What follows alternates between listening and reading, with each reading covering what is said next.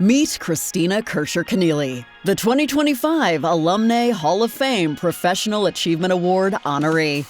I certainly loved Notre Dame. I have so many fond memories of the school and the friends that I made there, many of whom are now still lifelong friends. I think for my parents in particular, it was Notre Dame's commitment to excellence, that sense that girls were expected to excel academically. They were expected to excel in athletics, in artistic endeavors, and really in anything that they did. It was a tradition of excellence that permeated the school, and the sense that being a girl was seen as no barrier to your ability to lead, to contribute, to be the best that you could be.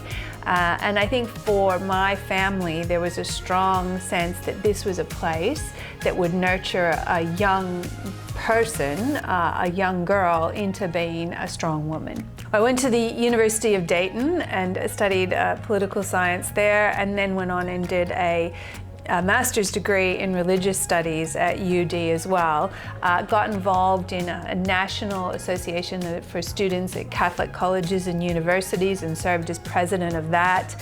And that led me to going to Poland as part of World Youth Day in 1991. And when I was in Poland, I met an Australian named Ben Keneally, and I found my life partner, my husband, father of my children.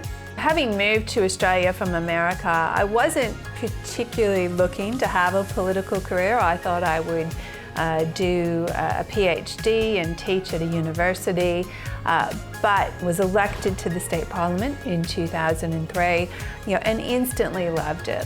The thing you can do in politics, and particularly in state politics in Australia, is be able to touch almost any aspect of your constituents' lives. State governments in Australia run hospitals and schools, they run the police, they run the utilities, the fire and rescue, the roads and public transport, you name a part of your existence in Australia, and it's being touched by state government constantly. So the opportunity to improve the lives of your fellow citizens through better services, a more fair and equitable distribution of resources, that was amazing to me, to be able to be part of that and to advocate for my constituents. I was really very lucky to be able to have that opportunity while the Labor Party was in government, and was able to go on and become a minister in the government, which is equivalent to a cabinet secretary in the US system. So I served as Minister for Disability Services, Minister for Aging, Minister for Planning, Minister for Infrastructure, and then was elected Premier, or in the American terms, Governor of New South Wales. New South Wales is the biggest state in Australia. About a third of Australia's population lives there. Of course, it's home to Sydney, and that's the capital. It's a big global city, but it's also a vast state that has rural and regional communities, agriculture. It's has a really amazing environment and geography. It's an extraordinary place. It was a real honor to serve as the Premier of New South Wales, and particularly to be the first female to occupy that office. When I became Premier, Labor was at the end of 16 years of government, and like all long-term governments, our time in office came to an end.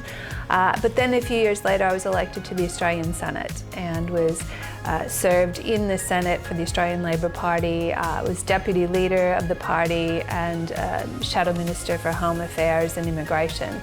If I look back across my career, it's that time in state politics where you're able to shape the public transport system or shape the public health system in ways that made it fairer and better for people. Those are the things that I'm most proud of. Today, Kristina serves as CEO of the Sydney Children's Hospitals Foundation, one of Australia's largest and most trusted charities. The Sydney Children's Hospital Foundation makes possible extraordinary things. We raised over $100 million last year supporting the 2 children's hospitals here in Sydney, as well as a palliative care center for children, a kids research center for children, and a newborn emergency transport service that extends right across New South Wales, bringing sick and injured babies and children to the hospitals. It doesn't matter if you're a billionaire or a single parent, living on a government pension. If your child has cancer, you're going to go to the same hospital, you're going to see the same doctors, and you're going to get the same excellent standard of care. And that's a combination of both a publicly funded health system that delivers really excellent care for all its citizens, but with philanthropy, we're able to take something that's good and make it great.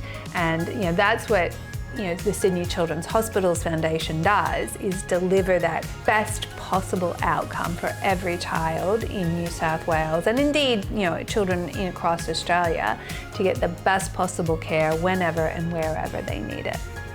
Growing up Catholic in a Catholic family, I think first my parents and then the Sisters of Notre Dame, both at primary and high school, really instilled that sense of Catholic social justice, of leaving the world a better place than you found it, of treating others as you would want to be treated, of not hiding your talents under a bushel basket, and that sense of to whom much is given, much is expected.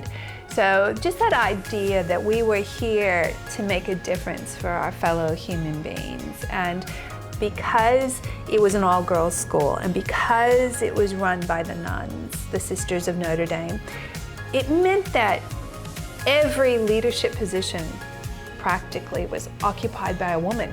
There was no sense that being a female was some kind of barrier to you exercising leadership. And I think by their example, the Sisters of Notre Dame really taught me, and they teach the girls who come through this school, how to be a strong woman in a world that unfortunately still has a lot of patriarchal barriers. Sometimes you get moments of real gratitude from citizens who will stop you in the street and say, thank you for doing that. And those small moments, to me, are what professional achievement is all about. It's not about the title, it's not about the position, it's about the idea that something that you did made the world a better place for someone else. In recognition of her professional achievements, Notre Dame Academy is proud to congratulate Hall of Fame Award recipient Kristina Kerscher Keneally, class of 1987.